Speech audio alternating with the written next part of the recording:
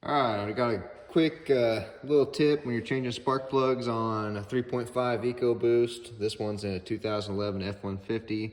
The coil boots. You pull the coil out, sometimes these will not come out. They'll be stuck down your spark plug. It actually happened on all 6 cylinders on this truck. The way I do it seems to work pretty well for me. It doesn't take no time at all once you get the hang of it. Coat hanger, bent at a 90-degree angle. You slip it past this lip right here.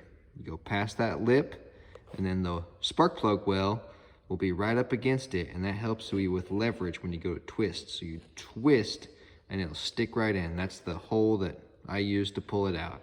Slips right in, and then just pop it right out. Works pretty quick. Usually you can do it in one try if you get stuck in there good the first time. Sometimes if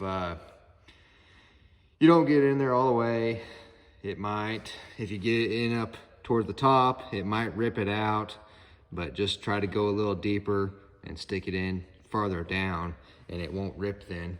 You always need to make sure you get that little spring out. You can use a magnet beforehand, or if you don't, you can get it out after the fact. But anyways, that's just a quick little trick to get those suckers out.